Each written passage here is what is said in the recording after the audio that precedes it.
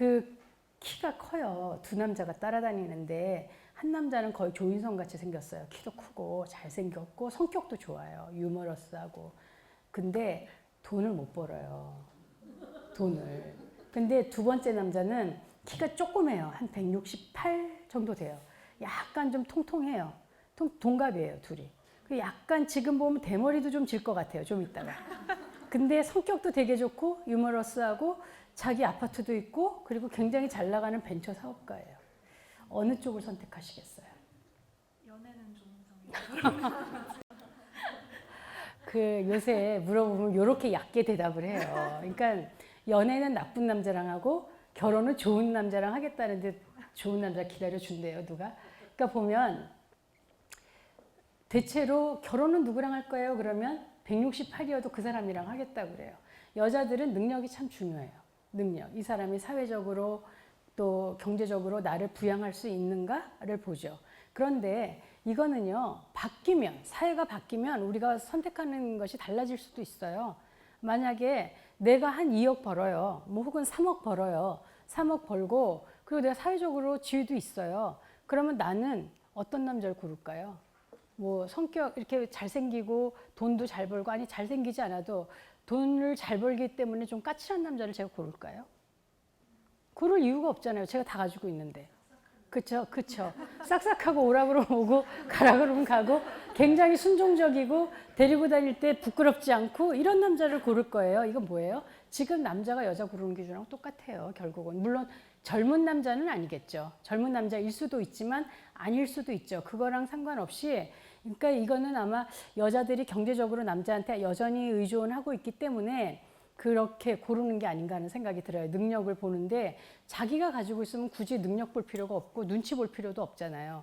그러니까 그런 남자를 고를 거라는 거죠. 그래도 어쨌든 지금은 여자들은 능력 보고 고를 때가 많죠. 여기서 조금 걱정되는 건 요즘 젊은 친구들은 연애는 연애, 결혼은 결혼 이렇게 생각한다는 거예요.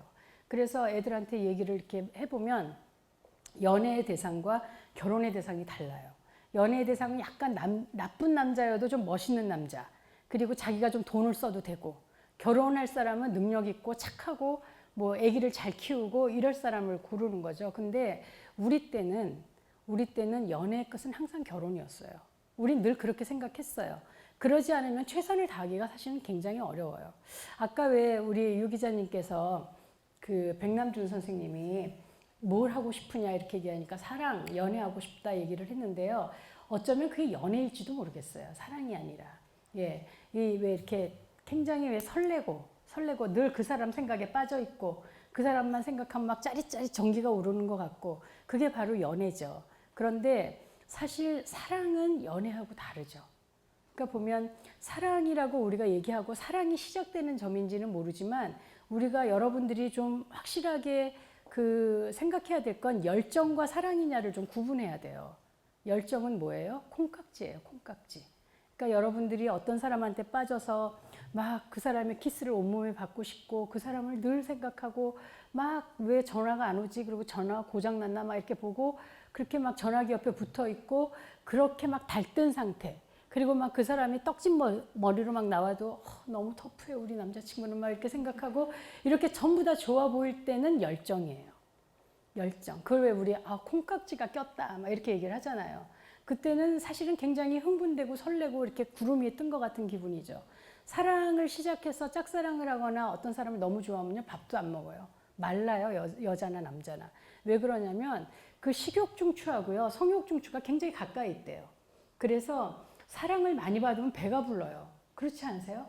그래갖고 우리가 누구 짝사랑을 하잖아요. 그러면 밥 잘 안 먹어요. 굶어요. 그렇죠? 여러분들이 사랑을 시작하면 처음 막 사랑에 빠져 있을 때 여러분 어때요? 그 사람 만나면 밥 못 먹겠지 않아요? 막 조금 먹고 막 그러면 그 남자친구는 또 우리 여자친구는 또 요정 같아. 어쩜 저렇게 밥도 안 먹고 저렇게 하지? 막 이렇게 생각을 하는데 너무 배가 채워져서. 정서적인 허기라는 얘기 들어보셨죠? 이 정서적인 허기는 남자보다 여자가 더 심해요. 그래서 왜 흔히 드라마에서 하는 거 있잖아요. 막 여자가 막 남자가 맨날 늦게 들어오고 그러면 어떻게 해요? 양푼을 탁 꺼내갖고 김치를 막 고추장 넣고 막 비벼갖고 막 퍼먹는 그런 걸로 이렇게 표현하는 게 이 사랑을 못 받은 배가 고파요. 배가 고파요. 그래서 필리핀에서 전에 어떤 바람둥이가 이 백화점 푸드코트나 뷔페에서 이렇게 공략을 해서 바람을 한 번도 실패해 본 적이 없다고 그러는데 그 고르는 게 그 이 기준이 뭐였냐면 식탐 부리는 여자. 막 앞에다가 접시 막 갖다 놓고 막 이것도 먹고 저것도 먹고 막 그리고 남기고 막 이러는 여자들은 마음이 비어 있었다는 거예요. 그래서 이 식욕과 성욕 중추가 굉장히 가까이 있기 때문에 속는데요. 그렇게. 그렇지만 어쨌든 우리는 그 상태가 너무 좋아요. 너무 황홀해요. 사랑에 빠졌을 때. 그런데 그건 사랑의 시작이지 사랑이 아니라는 거예요. 우리 흔히 말하듯이 결혼은 사랑의 무덤이다 이런 얘기 하잖아요. 사실은 결혼은 그야말로 사랑의 시작이에요. 정말 본격적으로 그 사람을 잡고 사랑할 수 있는 그 바로 시작이라고요. 사랑은 그냥 이렇게 막 설렘과 들뜸과 이런 것이 가는 것이 아니라 의지, 내가 저 사람하고 평생 가겠다라는 그 마음이 같이 갈 때 비로소 사랑이 시작되는 거예요. 그래서 많은 심리학자들이 결혼에 대해서 이야기하면서 결혼만큼 인간을 성숙시켜주는 것이 없다. 혹은 결혼만큼 사람을 공부시키는 것이 없다. 결혼은 정말 현명한 사람들만 행복하게 끝까지 유지할 수 있다라는 얘기를 하는 이유가 너무너무 어렵기 때문에. 결혼은 정말 너무너무 어렵기 때문에. 그런데 결혼해서 왜 우리가 결혼해서 상대한테 절대로 하지 말아야 될 거. 가장 많이 이혼하는 이유가 뭔지 아세요? 가장 많이 이혼하는 이유. 경멸. 다른 이름으로, 다른 말로 무시. 상대를 무시하면 그건 못 견뎌요. 사람마다 다 자존감이 있기 때문에 특히 이렇게 왜 말로도 무시하고 행동으로도 무시하고 그러니까 보면 왜 가정폭력 뭐 이런 얘기 하잖아요. 그런데 사실은 그 폭력도 좀 들여다봐야 돼요. 그러니까 보면 남자들은 때리는 폭력을 쓰지만 여자들은 무시하는 폭력을 쓸 때가 되게 많아요. 그러니까 왜 분이 막 이렇게 막 답답해서 미치게 만드는 거예요. 그 사람을 쳐다보지도 않고 시선도 안 마주치고 들어와도 유령 취급하고 이렇게 무시하게 되는 거죠. 근데 보면 남자랑 여자는 굉장히 다르죠. 여자하고 남자를 심리학적으로 어떤 점이 다른가 이거를 연구를 했더니 딱 두 가지 다른 점이 있더래요. 뭐냐면 하나는 여자는 말을 너무 잘해. 말을 참 잘해. 그래서 여자는 2만 단어를 하루에 써야 행복하고 남자는 7천 단어를 쓰면 행복하다 이런 얘기를 해요. 그래서 남자친구나 남편이 바깥에서 가열차게 회의를 막 하고 들어왔으면 그날은 그 사람 할 말이 없어요. 말을 다 쓰고 들어왔기 때문에. 그런데 남자들은 공감각이 굉장히 뛰어나다고 그러죠. 그래서 어디에서 소리가 나는지, 그러니까 소리가 나는 건 여자들도 금방 알아요. 근데 그 소리가 어디에서 나고 어떤 성격인지 아는 건 남자를 따라갈 수가 없어요. 그러니까 굉장히 여자랑 남자 많이 차이 나요. 즉, 이 말하는 것도 그렇잖아요. 남자는 A는 B야. 뭐 이렇게 얘기를 직설화법으로 하는데 여자는 돌려서 말해요. 그렇죠? 그래서 왜 둘이 드라이브를 하는데 저기 휴게소가 보여요. 그럼 여자가 뭐라 그래요? 자기 커피 마시고 싶지 않아? 이렇게 물어봐요. 그럼 남자친구는 야, 내 자기는 역시 배려가 깊어. 근데 난 지금 커피 안 마시고 싶거든. 아니, 그리고 통과를 해버려요. 그러면 어떻게 돼요? 싸우죠. 여자는 뭘 말하고 싶었던 거예요? 나 커피 마시고 싶어 이 소리잖아요. 그거를 나 커피 마실게 좀 세워줘 그러면 되는데 꼭 왜 자기 커피 마시고 싶어? 이렇게 해갖고 그냥 지나가게 만드냐고. 이게 남자들이 굉장히 힘들어하는 딜레마인 거죠. 여자들이 말을 돌려서 한단 말이에요. 그냥 그렇게 얘기를 하면 되는데. 그러니까 남자들은 굉장히 복잡하죠. 여러분들 재미있는 얘기 해드려요. 남자들은요 말을 길게 하면 못 알아들어요. 그쵸? 앞에 하고 뒤만 알아들어요. 그래서 말을 단답식으로 잘라서 해줘야 돼요. 여러분들 이거 실험 한번 해보실래요? 집에 가서 애인한테 이메일을 쓰는 거예요. 그래서 물어보고 싶은 말을 이메일 중간중간에다가 집어넣어요. 그러면 답장이 올 때 어떻게 오냐면 제일 처음 질문이거나 아니면 중간에 자기가 답하고 싶은 거 하나 하거나 혹은 마지막 질문만 답을 해요. 나머지는 다 안 읽었어요. 그러니까 길게 막 여러분들 연애 편지 쓰죠? 저는 그 편지를 그 사람이 다 읽을 거라고 생각 안 해요. 그러니까 남자들은 말 길게 하는 거 되게 힘들어해요. 그래서 단답식으로 정리해 주는 게 좋아요. 그래서 남자한테 질문을 받으려면 1번, 2번, 3번, 4번 이렇게 써갖고 하면 답을 달지도 모르죠.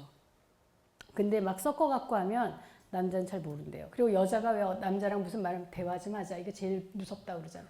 나랑 얘기 좀 해. 자기 나랑 오늘 얘기 좀 할까? 이러면 제일 무섭다고 하는 게 여자의 말을 이길 도리가 없는 거예요. 그러니까 보면 여자와 남자가 말하는 대화를 하는 방식이 여자는 말을 하는가 하면 남자는 몸으로 할 때가 굉장히 많아요. 그래서 여러분들 보면 한 뭐 2, 3학년, 4학년 이렇게 되는 아이들 혹은 중학교도 그렇대요. 남자들은 막 싸우고 코피 터지고 막 이래도 털어주고 다시 자 이제 우리는 더 좋은 친구가 되는 거야. 그리고 이렇게 악수를 하는데 여자들이 만약 머리를 잡고 싸웠다. 그러면 어때요? 좋은 친구가 돼요? 다시는 안 보죠. 다시는 안 봐요. 그렇기 때문에 여자와 남자가 이렇게 어긋나는 것 같아요.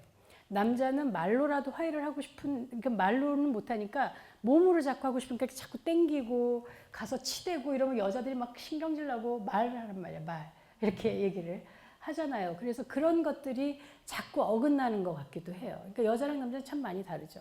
그래서 보면 그 남자들이 싸우면 왜 화해를 하기 위해서 이렇게 몸으로 이렇게 하는 것도 예전에는 그냥 그렇게 얘기를 했어요. 아주 쉽게. 싸우면 부부관계 그냥 하려고 하지 말고 풀고서 하라고. 근데 그게 남자한테 너무 어려운 얘기인 거예요. 너무 어려운 얘기.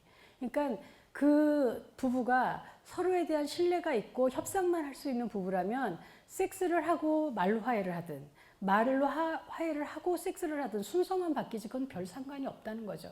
꼭 말로 푼 다음에 섹스를 해라 이거는 사실 너무 여성 위주의 이야기라는 생각이 드는 거예요. 그래서 남자와 여자가 서로의 차이를 하면 훨씬 더 쉬울 텐데 우리가 그걸 잘 모른다는 거죠.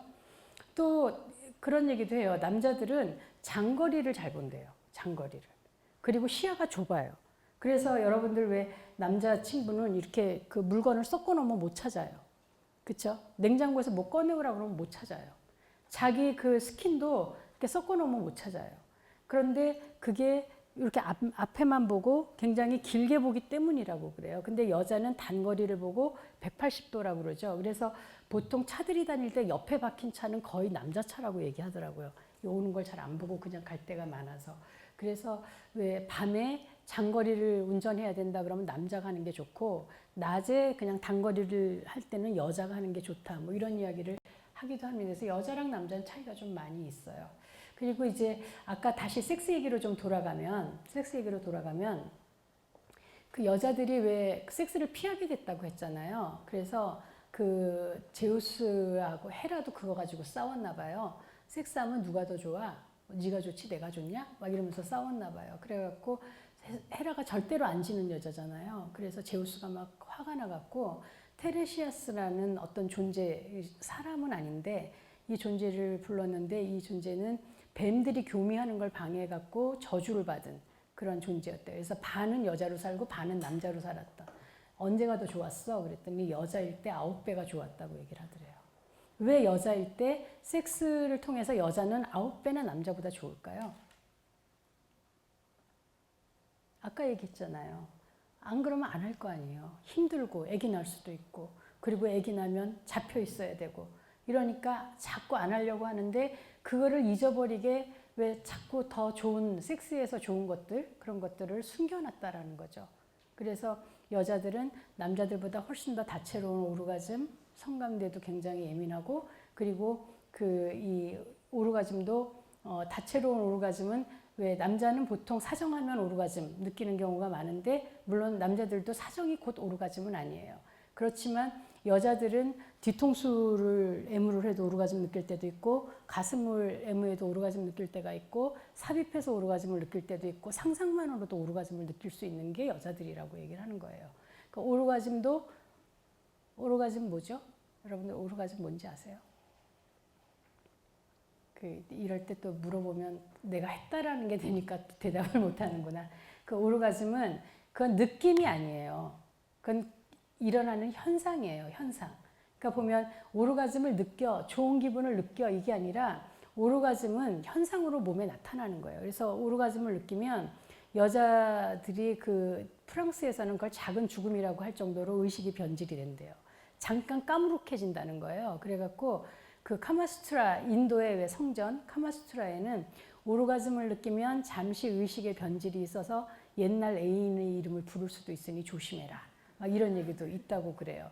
그럴 정도로 내가 아닌 기분을 느낄 수 있다는 건데 오르가즘을 느끼는 것에 대해서 남자하고 여자한테 물어보면 달라요. 느낌이. 남자들은 이렇게 휙 떨어지는 느낌, 해방감, 뭐 그리고 하고 나면 약간 좀 짜증이 나고 이거 왜 했지 막 이런 후회감 이런 게 든다고 하는데, 여자들은 오르가즘에 대해서 물어보면 몸이 둥둥둥둥 뜨는 느낌, 채워지는 느낌, 뭐 이렇게 얘기를 할 때가 굉장히 많거든요. 그리고 그 오르가즘도 보면 남자들의 오르가즘 굉장히 단순해요. 하고 나서 부른기가 있어요. 다시 발기가 되려면 좀 기다려야 되는데, 이건 이제 나이나 건강에 따라서 더 늦춰질 수도 있는데, 여자들은 부른기가 굉장히 짧아요. 그래갖고 오르가즘에 이렇게 올랐는데 자극을 안 하면 조금 내려와요. 이때 다시 자극하면 또 올라가요. 그러다가 또 안 하면 내려오고.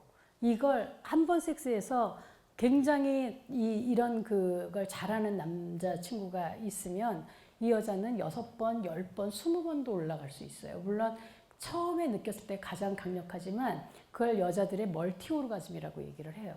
그래서 여자는 이 오르가즘으로 축복받은 존재인데, 그 오르가즘은 생식하고 어떤 관여를 하고 있냐면, 오르가즘을 느끼면요, 동공이 이렇게 커져요. 동공이 커지지만 섹스하다가 이렇게 열어볼 수는 없잖아요. 눈이 커졌는지 아닌지 그걸 열어볼 수는 없지만 동공이 커지고 가슴에 이렇게 반점이 나타난다고 그래요. 이건 뭐 있는 사람도 있고 없는 사람도 있고, 이렇게 몸에 활처럼 이렇게 휘어지기도 하고 다리에 이렇게 힘이 가기도 하고, 그리고 그 이 자궁 수축이 이렇게 일어나요. 자궁 수축이 일어나는데, 보통 여러분들이 지금 이렇게 앉아 있으면요, 여러분들의 자궁은 이렇게 되어 있어요. 근데 얘가 오르가즘 느끼면 이렇게 서요. 이렇게 쓰고, 이렇게 쓴다는 얘기는 누웠을 때 눕는다는 얘기죠. 그럼 이렇게 됐을 때와 이렇게 됐을 때 어느 쪽이 정자가 들어가기 쉬울까요? 누웠을 때. 그리고 여기 자궁 경부, 여러분들 왜 경부암 검사나 이런 거 할 때 이제 여기 그 고기가 벌어지면서 아기가 나오는데, 거기 그 앞부분이 이렇게 넓어져요. 남자가 사정을 하면 이렇게 몽글몽글한 젤 상태로 정액이 나오잖아요.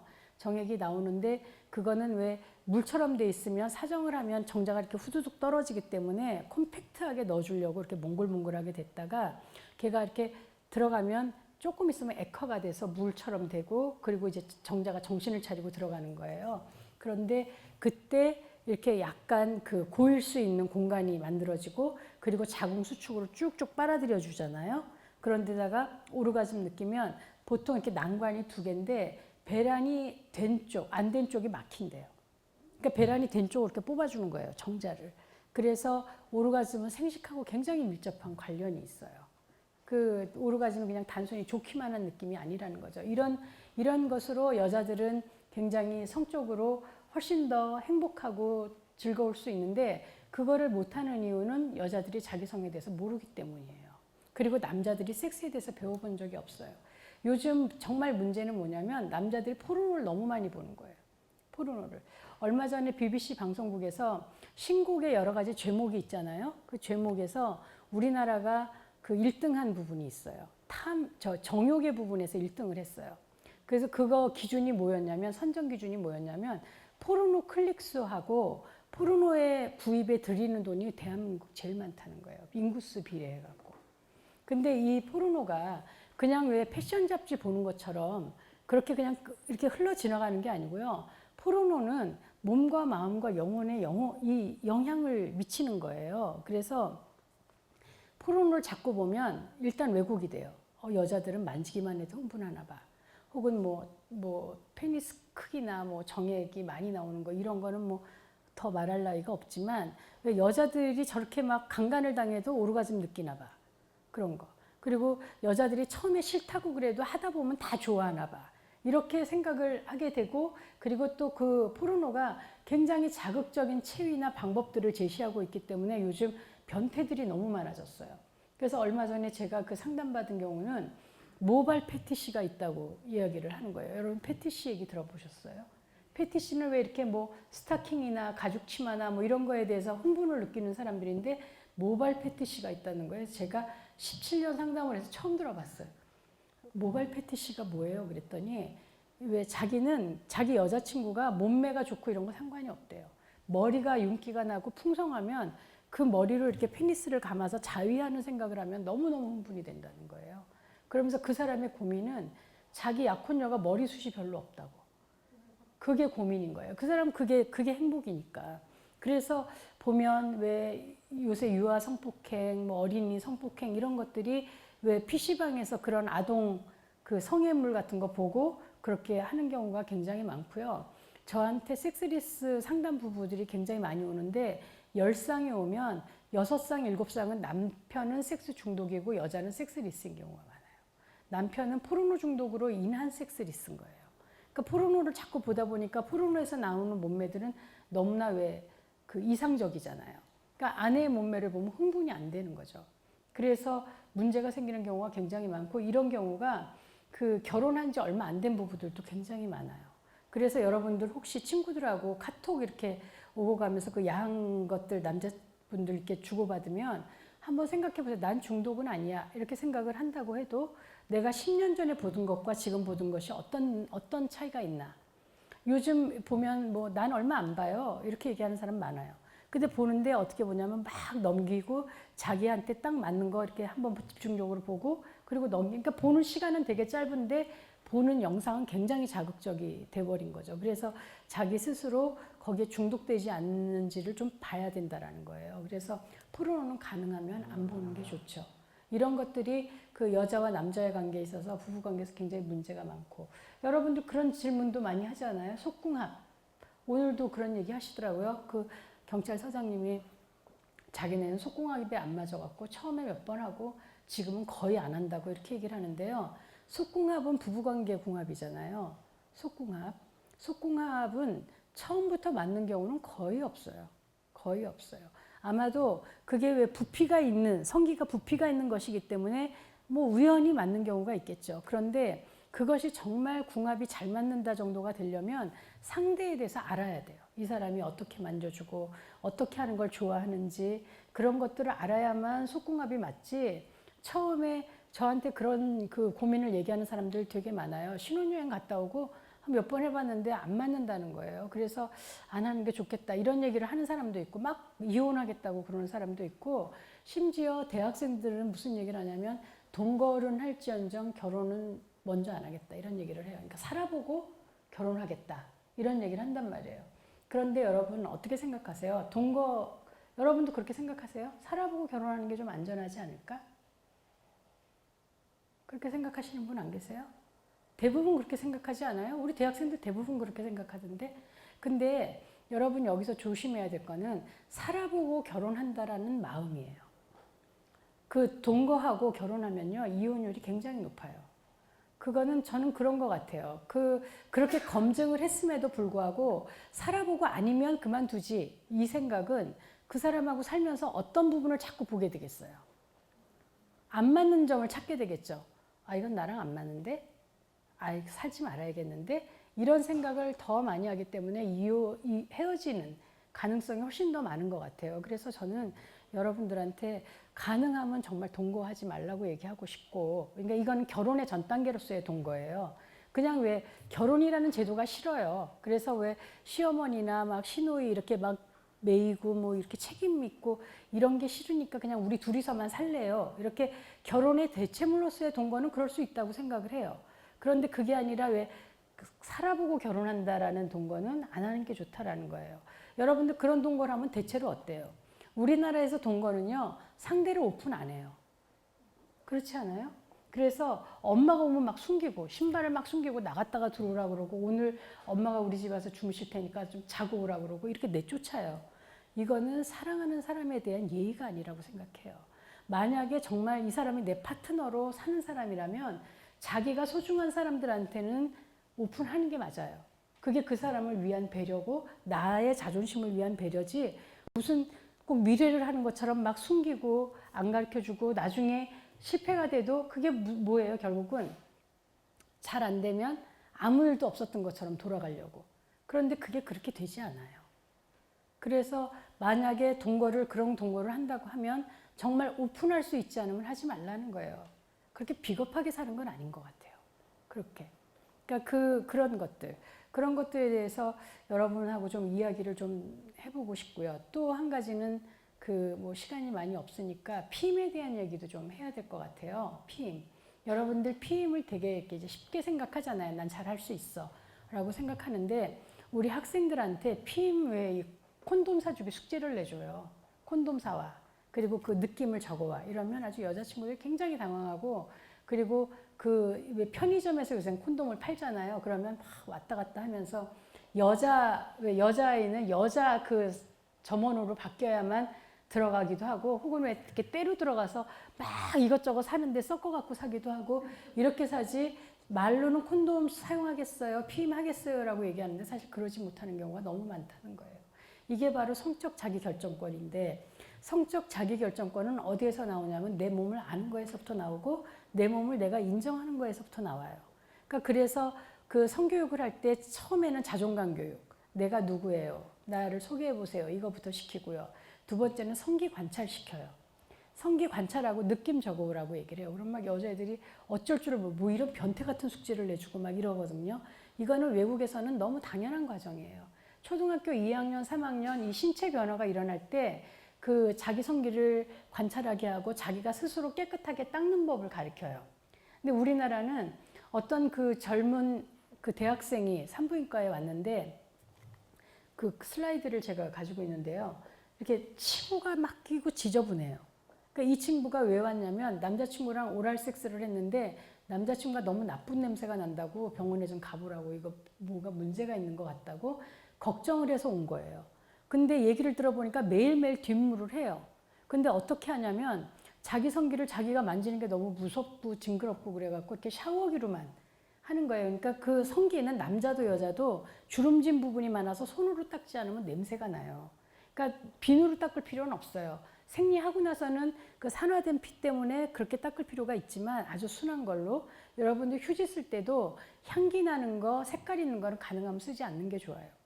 그 무색 무치, 그리고 그 뒷물 할 때도 미지근한 깨끗한 물에 닦으면 되지 꼭 비누를 쓸 필요가 없고, 특히 질 세정제 같은 건 의사가 처방하지 않았으면 절대로 쓰지 마세요.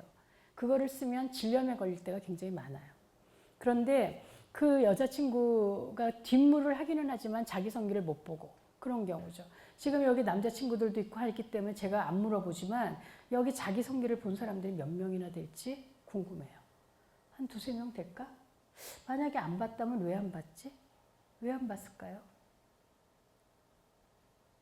제가 이런 숙제를 내주면 한 친구는요, 한 여자아이는 울면서 전화를, 저는 종교가 있어서 이 숙제를 할 수가 없어요. 그래서 제가 아니 무슨 종교가 자기 몸을 못 보게 해, 그랬더니 저는 어쨌든 이 숙제를 할 수가 없으니 다른 숙제를 내주면 하겠다고 이렇게 얘기하는 애가 있어요. 그리고 굉장히 힘들어해요.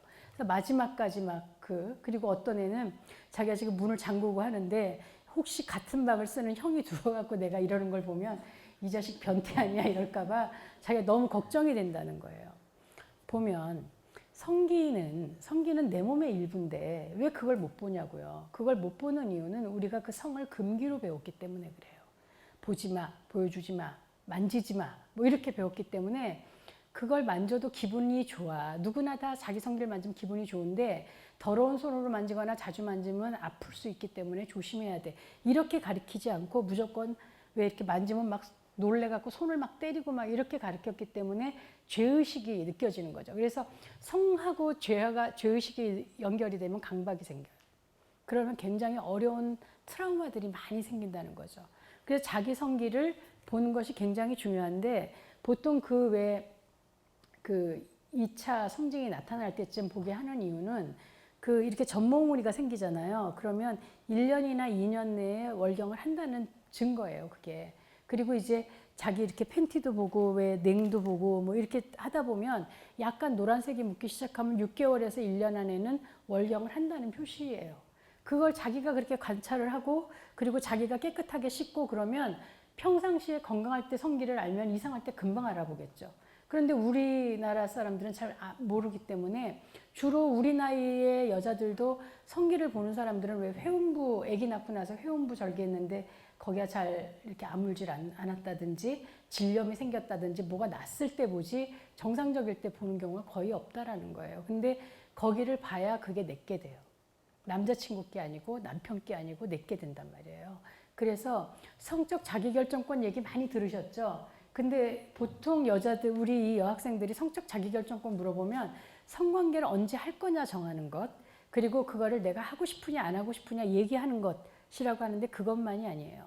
내가 성관계를 언제 할 건가를 정하는 것과 그리고 성관계를 할 때 내용을 어떻게 할 건지 난 어떤 섹스를 하고 싶은지 얘기할 수 있는 것 그리고 피임을 하는데 어떤 피임을 사용할 건지도 얘기할 수 있어야 그게 성적 자기결정권이 있는 자기 주장을 하는 거라고 얘기를 해요. 근데 여러분들 제가 오늘 이렇게 콘돔 다 나눠드렸어요. 근데 그 콘돔 내가 가지고 있어요. 오늘 남자친구를 끝나고 나서 만났는데 뭐 섹스를 하게 됐어요. 갑자기. 그랬는데 남자친구한테 모텔에 들어가고 자기 이거 써 그러고 이렇게 주머니에서 꺼내주면 남자친구가 뭐라고 생각할까요? 아, 내 여자친구 배려가 진짜 얘 준비성이 참 좋아. 이렇게 생각할까요? 아주 오래 사귀어서 그 아이의 인간성을 알고 그 아이가 어떻게 생활하는지를 다 알면 좀 이해를 하겠지만 보통의 경우는 얘가 이걸 왜 가지고 있지? 왜 이런 걸 평소에 갖고 다녀? 라고 생각을 할 거예요. 그래서 제가 이렇게 줘도 핸드백에 있어도 여자친구는 그걸 꺼내서 남자친구 줄 수가 없어요. 그렇죠?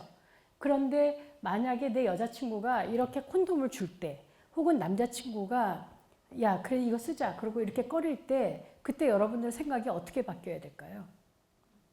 얘 노는 놈 아니야?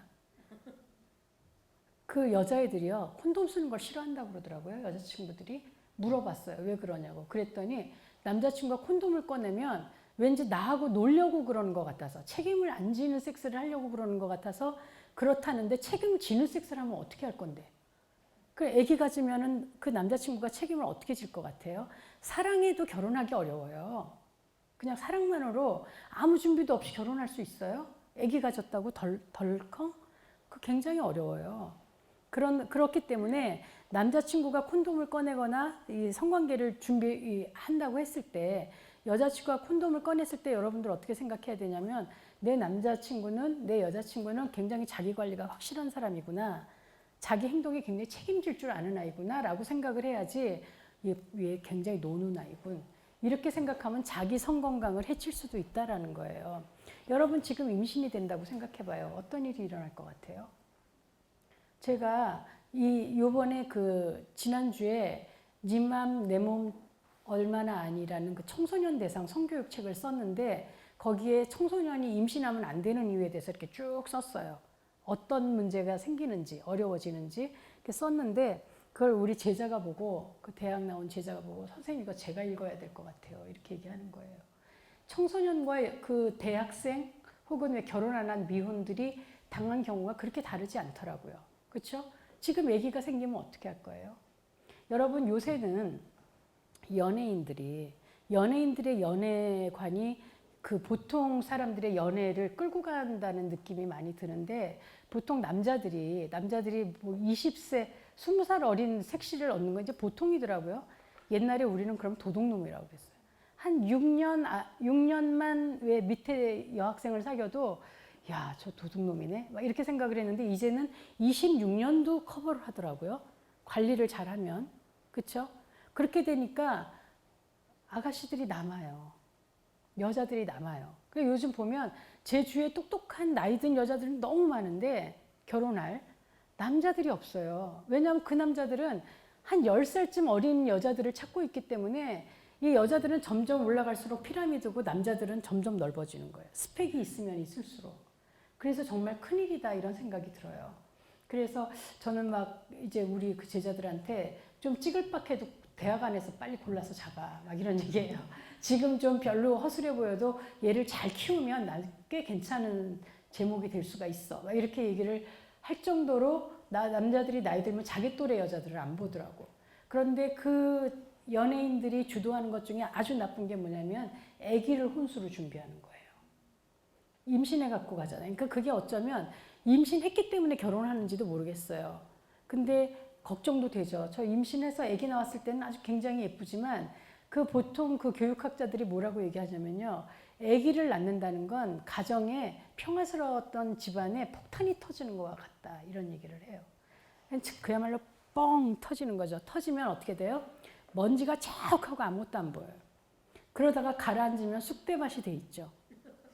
그게 바로 아기를 낳는 거예요. 아기는 축복이기도 하지만 정말 준비되지 않은 부모한테는 아기가 생기면 너무나 많은 것들을 고치고 걔한테 다 집중해야 돼요. 아기는 시간을 봐주지도 않아요. 그래서 친구들하고 놀러 가고 싶고 혹은 내가 공부하고 싶고 내가 더 직장을 다녀야 된다고 해도 아기는 자기가 원하는 대로 엄마가 움직여 주기를 바라고 그렇게 하기 때문에 여러분들은 준비하지 않고 왜 엄마가 될 준비, 아빠가 될 준비를 안 한 상태에서 아기를 갖는다는 건 폭탄을 그냥 터트리는 거나 마찬가지예요. 그래서 적어도 결혼하기 전에 언제쯤 아기를 가질 건지도 좀 얘기를 하고 그리고 이 사람 가치관이 어떤지도 좀 얘기를 하고 그리고 무엇보다도 그 사람 앞에서 나의 그냥 자연스러운 모습 보여줘도 내가 편한가 이거 굉장히 중요한 것 같아요. 연애할 때 늘 자기를 포장하는 사람들이 있어요. 굉장히 좋은 사람처럼 보이려고. 근데 결혼하면 더 이상 포장할 수가 없어요. 왜냐하면 붙어서 살기 때문에. 그리고 더 이상 노력도 안 해요. 그래서 그 결혼하기 전부터 이 사람이 참 편하고 솔직하게 얘기할 수도 있고 나의 상처나 이런 것들을 왜 이용하지 않고 이런 사람이라는 걸 알고 결혼해야 된다라고 생각을 해요. 근데 다시 이제 그 애기 얘기로 좀 돌아가자면 요즘은 뭐 낙파라치 이래갖고 낙태 못 하잖아요. 낙태 제대로 하려고 그러면 300만 원 정도 줘야 되고 그것도 안 하려고 그러죠. 의사들이 너무 부담이 크고 막 그러니까 안 하려고 그러고 그래서 통계청에서 아기 뭐 낙태율이 굉장히 줄었다 이렇게 얘기하는데 전 그거 안 믿어요. 왜냐하면 굉장히 섹스 많이 하잖아요. 친구들 보면 다 알죠. 그렇죠? 요즘 원나잇 스탠드도 굉장히 쉽게 많이 해요. 그런데 이 여러분들 같은 그 젊은 친구들이 피임을 분명하게 잘할 거라고 저는 믿어지지가 않아요. 왜냐하면 배워본 적이 없거든요. 그냥 콘돔을 써야 되는 건 아는데 어떻게 써야 되는지 모르고 그리고 약을 먹어야 되는데 이것도 부작용이 심하다고 하고 막 이러니까 이렇게 저렇게 하다가 요번에 안 되겠지 이러고 제일 많이 사용하는 게 지뢰사정이에요. 지뢰사정. 바깥에다 사정하는 거. 그런데 바깥에다 사정해도 임신되는 확률 굉장히 높아요. 왜냐하면 미리 나와 있던 정자가 그 씻어서 나오는 쿠퍼시 분비물에 의해서 나올 수가 있기 때문이에요. 정자와 난자는 1대1만 만나면 되잖아요. 그렇기 때문에 굉장히 임신율이 높아요. 그래서 여러분들이 피임을 꼭 준비하지 않으면 안 되고 그리고 허니문 베이비는 만들지 않는 게 좋아요. 가능하면. 특히 허니문 베이비도 나쁜데 임신을 해갖고 결혼을 하면 세 단계에 익숙해져야 돼요. 하나는 부부관계. 그러니까 이 연애를 10년을 했어도 결혼해갖고 같이 살면 너무 다른 사람이에요. 처음 본 사람인 거예요. 그렇게 해서 이 사람하고 익숙해지고 그 다음에 부모와 자식 관계, 그 사람을 둘러싼 관계 있잖아요. 나의 친정 혹은 왜 그 사람의 시댁 그리고 그 사람의 회사 동료, 친구 여기하고 다 익숙해진 다음에 마지막으로 만들어야 될 것이 바로 자식하고 부모 관계인 거예요. 그것도 적응이 필요하죠. 그래서 여러분들은 적어도 2, 3년은 둘이서 같이 살아봐야 돼요. 둘이서 같이 살면서 알콩달콩한 정말 많은 로맨스들을 만들어야 돼요. 이 로맨스는 우리가 영화를 너무 많이 봐갖고 로맨스 그럼 막 무슨 어디를 해외여행 가고 이런 거로 생각하는데 아주 자잘한 로맨스가 우리를 살려요. 어떤 로맨스냐면 추운 겨울에 남편이 이렇게 뭐 군밤 이렇게 막 식지 않게 싸갖고 막 뛰어와서 부인한테 주는 거.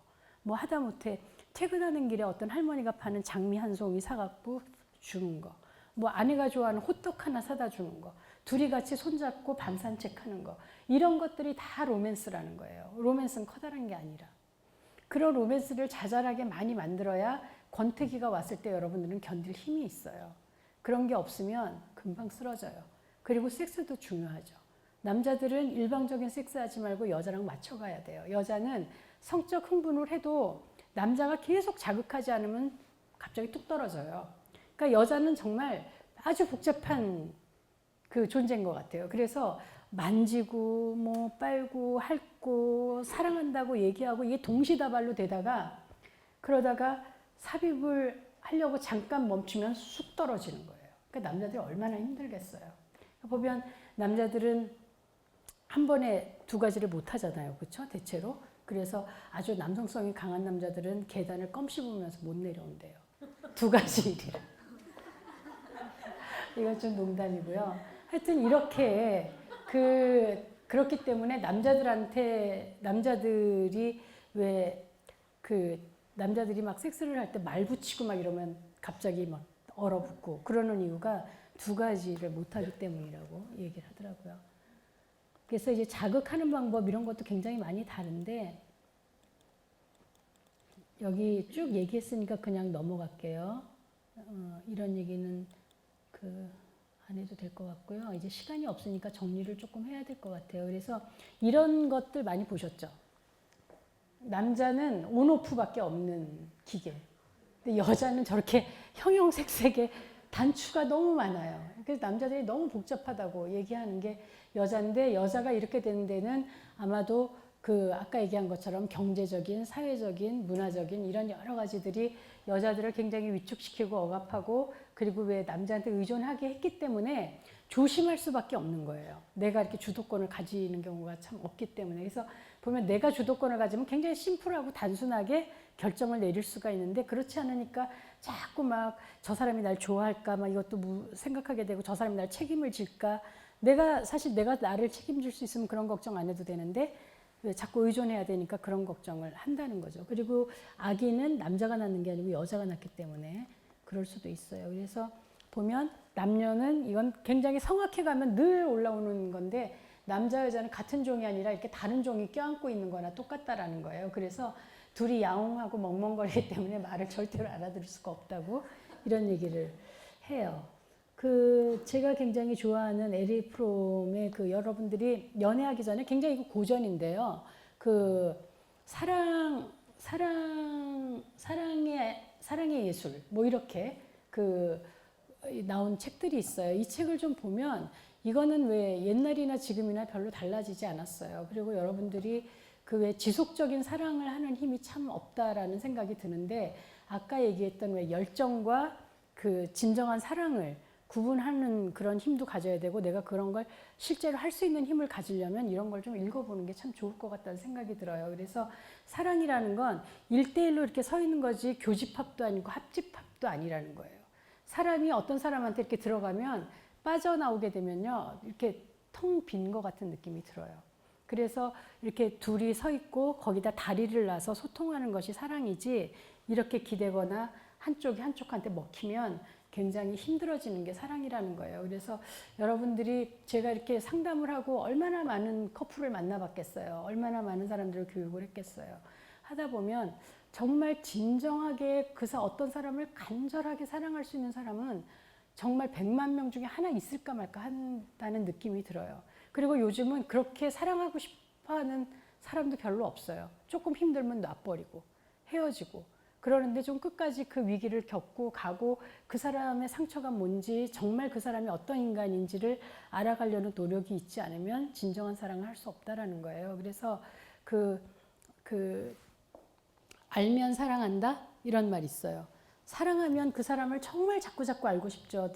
너 어렸을 때 어떻게 지냈어? 뭐 중학교 때 어땠어? 제일 힘들었을 땐 어땠어? 첫사랑은 어땠어? 이런 걸 다 물어볼 수 있고 물어보고 싶어야 그게 사랑이지, 그냥 왜 만나서 반갑고 즐겁고 그냥 재밌게 놀다가 또 헤어지고 또 섹스해서 좀 짜릿짜릿하고 이게 사랑이 아니라는 거예요. 그래서 뭐라고 얘기하냐면, 내가 열정에 빠졌을 때는 사랑을 결정하지 말라고 그래요. 여러분들한테 제가 권하고 싶은 영화 하나 있는데, 니콜라스 케이지하고 페넬로페 크루즈가 나온 10년 전 영화예요. 근데 DVD로 있더라고요. 무슨 대위의 만돌린인데, 제가 이름이 지금 생각이 안 나네요. 그게 아세요? 제가 그거를 호주에서 봤는데, 꼭 사랑에 대한 어떤 교본 같은 영화예요. 그래서 거기에서 굉장히 왜 좀 통찰력이 있는 의사 아버지의 딸의 사랑 얘기인데, 거기에 보면 그리스의 한 섬이에요. 그리고 1차 세계대전 날 때라서 그 나라가 독일 연합군한테 먹혔어요, 그리스가. 그래서 민병대가 막 생기고 그러는데, 거기에서 그 여자 주인공은 굉장히 지적인 여자예요. 책도 많이 읽고 의사 딸이고. 그런데 이 여자가 약혼하고 싶어하는 남자가 있는데 되게 잘생긴 어부예요. 젊은 어부예요. 근데 얘가 민병대로 나가기 전에, 나는 가기 전에 너하고 결혼하고 싶다라고 얘기를 해요. 근데 코렐리의 만돌린. 예, 그 영화인데, 그런데 이 아버지가 반대를 하는 거예요. 그러면서 너무 기울면 결혼 생활을 하기가 어렵다, 그런 얘기를 했더니, 이 여자가 결혼의 사랑만큼 충분 조건이 어딨냐고 이래갖고 결국 결혼을 못하고 약혼만 해요. 약혼하고, 그리고 이 남자는 떠나고, 이 여자가 매일매일 편지를 써서 보내는 답장을 한 번도 못 받아요. 나중에 그 남자가 부상해서 돌아오는데, 왜 편지를 안 보냈냐 이렇게 얘기를 물어봤더니 이렇게 주머니에서 이만큼 편지 묶음을 꺼내는데 한 번도 안 열어본 거예요. 알고 보니까 문맹이었던 거예요. 남자가.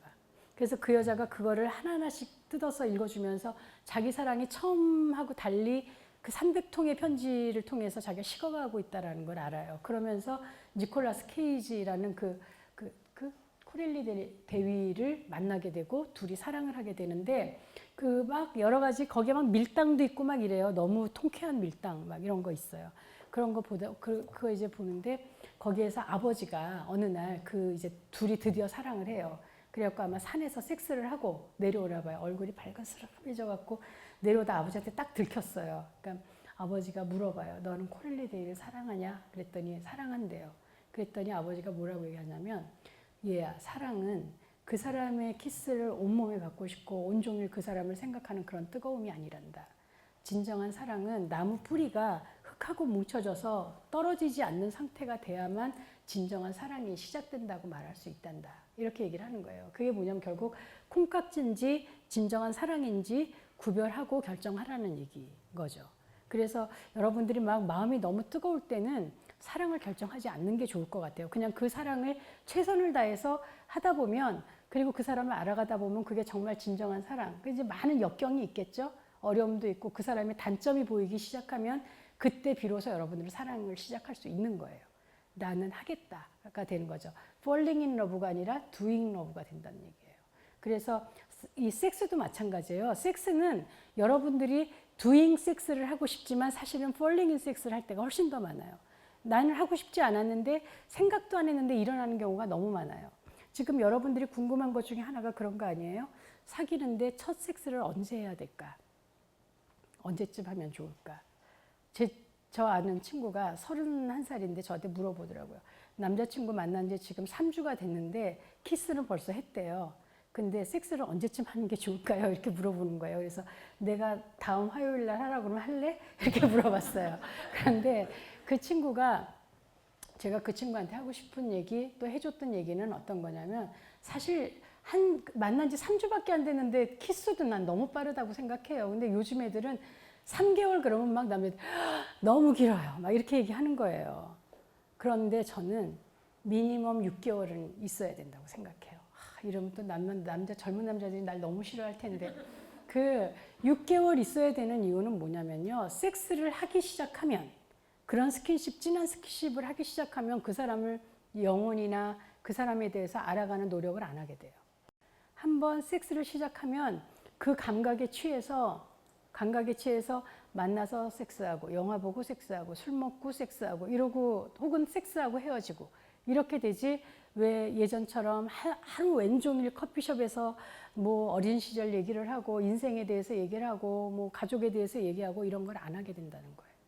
그래서 그 사람을 정말 충분히 알았을 때 섹스를 하는 거라고 생각해요. 왜냐하면 나의 전부 이 무장해제된 모습을 보여주는 거죠.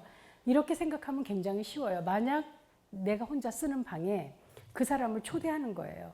언제쯤 나의 그 본 모습을 보여줄 수 있을지, 이렇게 편안하게 보여줄 수 있을지, 그때쯤이 아마 섹스할 수 있는 시기 아닐까요? 그거는 거의 한 3개월에서 6개월은 돼야 될 것 같아요. 저는 6개월 정도는 좀 미루라고 얘기하고 싶고요. 사실은 좀 미루는 여자가 조금 그래도 가치가 더 있어 보여요. 너무 쉽게 허락을 하면 이 여자 쿨한데? 쿨한 거는요. 쿨하다는 말은 사실은 정말 사랑하면 쿨할 수 없어요. 여러분 막 저 여자 너무 쿨해 막 이러죠. 그 여자가 그 남자 별로 사랑하지 않는 거예요. 어떻게 사랑하는 사람한테 쿨할 수가 있어요. 정말 사랑하는 사람은 그런 얘기도 해요. 날을 잡은 거라고. 덜 사랑하는 사람이 자루를 잡은 거예요. 그럼 이 사람이 휘두르는 대로 칼날을 잡은 사람은 손을 빌 수밖에 없죠. 사랑이라는 게 그런 거 아니겠어요? 하지만 그럼에도 불구하고 나는 저 사람과 끝까지 가겠다가 바로 사랑이죠.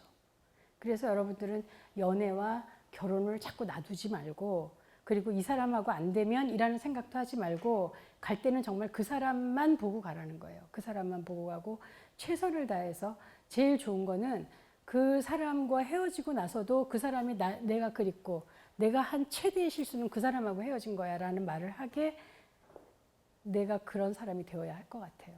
그게 바로 사랑의 경쟁력이 있는 사람이고, 그리고 그런 좋은 사랑을 해야 나도 그도 더 좋은 사람이 되어 있어요. 그러니까 내가 한 사랑이 뭐 사랑이라는 게 그렇잖아요. 처음에 이 팁을 보고도 똑똑한 사랑법, 똑똑한 사랑법이 어디 있어요? 사랑은 사랑이지. 바보 같은 사랑도 사랑이고. 하지만 적어도 그 사랑하고 나서 내가 너무 남루해지고 너무 아무것도 아닌 게 돼버리면 그 사랑은 나한테 굉장히 소모적이고 별로 그게 도움이 안 되는 사랑이었을 거예요. 물론 어떤 것도 도움이 안 되지는 않아요. 어떤 아픔도 내가 견디기만 하면 그것이 나한테 그 성장이라는 걸 가져다 주지만 그럼에도 불구하고 가능하면 좀 더 좋은 사람이 되면 좋겠다라는 거죠. 그러니까 좋은 사람이 아니라 좋은 행동, 좋은 에너지, 좋은 생각을 하는 사람이 됐으면 좋겠다라는 거죠. 시간이 조금 갔는데요. 5분만 더 할게요. 그래서 여기 여러분들한테 이제 우리 그 친구들이 제일 좋아하는 강의가 있어요. 네, 다 지나갈게요. 여기 그 짝을 찾을 때 주의할 점은 운명적인 사랑 이런 거 믿지 말라는 거, 외모나 돈, 권력, 지위 이런 거 눈 멀지 말라는 거예요. 이거 없어질 수 있어요. 지금 뭐 다 가지고 있는 사람이라고 하더라도 강원래 같은 사람 팔팔 뛰고 막 그랬던 사람이 지금 그 중요한 다리를 잃었어요. 그렇죠? 그런데 그걸 떠나지 않고 있는 그녀의 사랑은 정말 진정한 사랑일 거예요. 그러니까 보면 내가 저 사람의 얼굴을 보고 결혼했는데 화상을 입어서 그 얼굴이 없어질 수도 있어요. 그럼에도 불구하고 내가 그 옆에 남을 수 있느냐 생각해 봐야 되는 거예요. 그렇지 않아요? 다른 건 다 할 수 있어요. 그리고 첫눈에 반하는 사랑, 이것도 기대하지 말라는 거예요. 또 자기 자신이 가치 있다고 믿고 결혼에는 사랑이 전부가 아니고 이 사랑은 이제 그 열정 같은 걸 얘기하는 거고 헌신할 각오, 이게 진정한 사랑이죠. 이런 사랑을 할 각오가 있어야 된다는 겁니다. 그리고 제가 오늘 준비는 굉장히 많이 했는데요. 이거를 여러분들하고 꼭 한번 나누고 싶었어요. 이건 우리 그 학생들이 제일 좋아하는 그 과목, 그 주제예요. 헤어지는 법. 헤어지고 나서 막 완전히 만신창이 되는 사람도 있는데, 이렇게 왜 내가 먼저 헤어지자고 했다고 해서 죄의식 느낄 필요가 없다는 거예요. 그거는 어떻게 보면 습관적으로 헤어지는 사람이 아니라면 그거는 만남에 대해서 훨씬 더 여러 번 신중하게 생각하고 진지하게 생각했기 때문에 내릴 수 있는 결정이었던 거죠. 물론 헤어지자고 말하는 사람이 헤어짐을 당하는 사람보다 조금 덜 아파요. 마치 바람핀 사람이 들켰어도 바람핀 사람은 자존감이 높아져 있어요. 누군가 자기를 좋아했기 때문에. 근데 그 배신당한 사람은 자존감이 막 떨어지죠. 나는 배신당했고 버려졌고 이렇게 생각을 하기 때문에. 그런데 내가 나쁜 사람이라서 이별 선언하는 게 아니라는 거, 그리고 왜 헤어지는지에 대한 이유를 자꾸 객관적으로 좀 생각해 볼 필요가 있어요. 정말 이게 헤어질 만한 이유인가? 정말 끝까지 못 가나? 이런 걸 계속 생각해 보라는 거고요.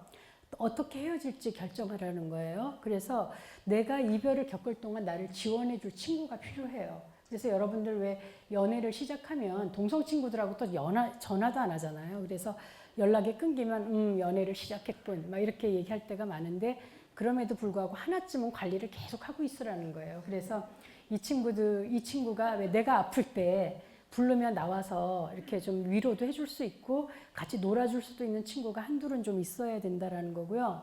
이별할 때는 의연하게 하라는 거죠. 그래서 여러분들이 갖고 있는 오해가 아름다운 이별이에요. 아름다운 이별.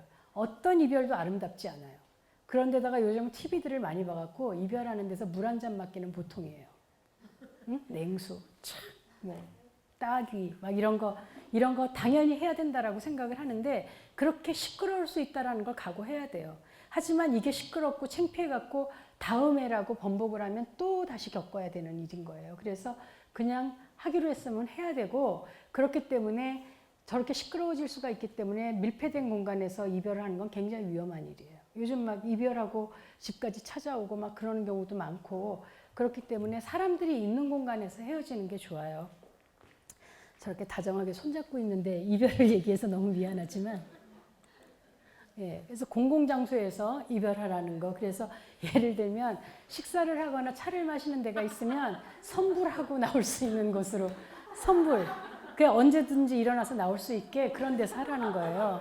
그리고 기회를 한 번 더 주지 말라는 거예요. 보통 왜 내가 다시 잘해볼게 이래갖고 시작하는 경우가 많은데 이렇게 되면 문제가 해결이 안 되면서 자꾸 다시 만나면 마음이 약해서 만나면 헤어졌다 만났다 이것만 계속하고 소모적으로 가게 돼요. 그래서 기회를 주지 말고 안 만나는 게 좋아요. 근데 남자들이 정말 재밌는 게 헤어진다고 하면 디데이를 꼭 정하더라고요.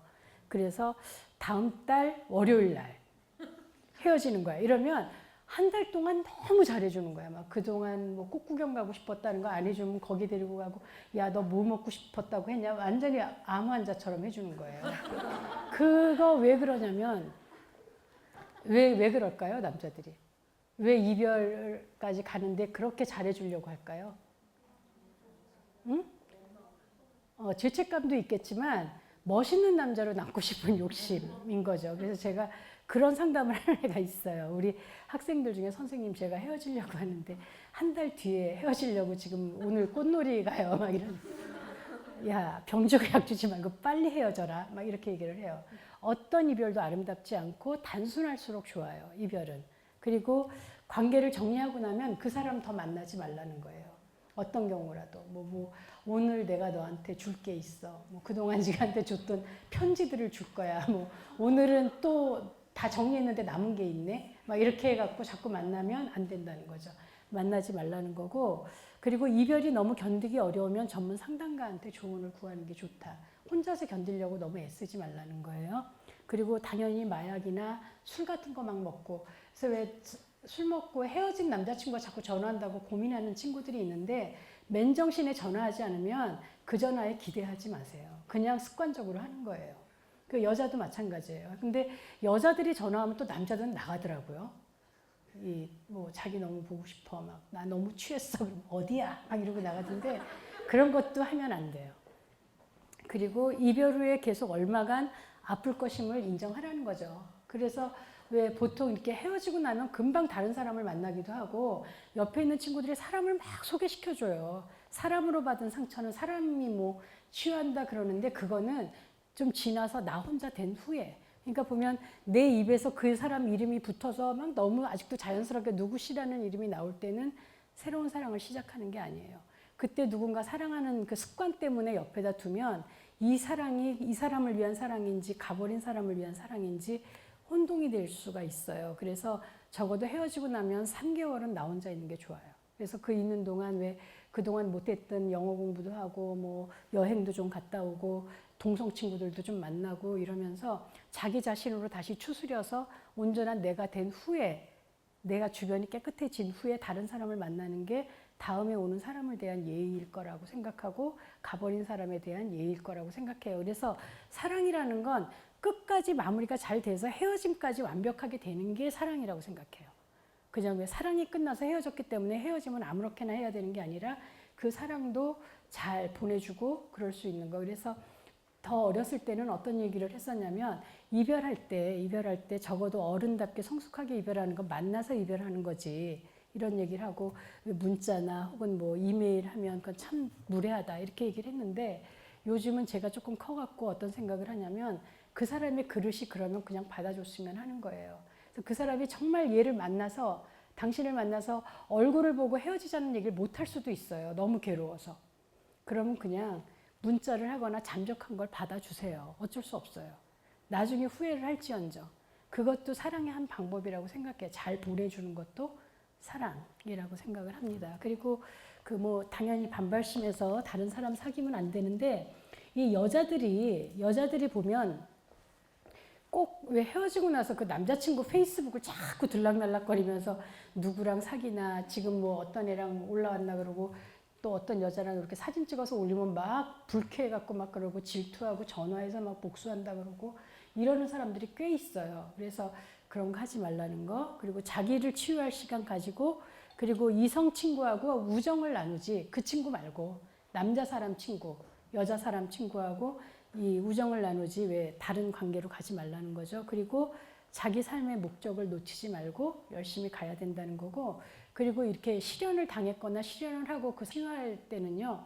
봉사하는 게 굉장히 도움이 돼요. 그래서 저는 우리 학생들한테 가능하면 스킨십이 있는 봉사를 하라고 얘기를 해줘요. 그러니까 아기를 안아주는 그런 보육원에 가서 그런 봉사라든지 아니면 그 어르신들 닦아주거나 이렇게 밥 진지 드리게 하는 그런 봉사를 하면 훨씬 좀 자기가 좋은 사람이라는 느낌도 들고 그리고 이렇게 살이 닿으면서 치유가 되는 듯한 느낌이 들거든요. 그래서 여러분이 사랑을 시작하고 사랑을 잘 유지하고 사랑을 마무리할 때까지 여러분들이 최선을 다하고 사실은 곁눈질하지 말고 그렇게 그 사람한테 집중하고 두잉 러브 할 수 있기를 바랍니다. 오늘 굉장히 여러 얘기를 했고요. 사실은 욕심을 좀 많이 부렸어요. 막 피임하는 방법도 좀 가르쳐주고 싶고 그랬는데 시간이 너무 없어서 이번에는 여기까지 하겠습니다. 예, 감사합니다.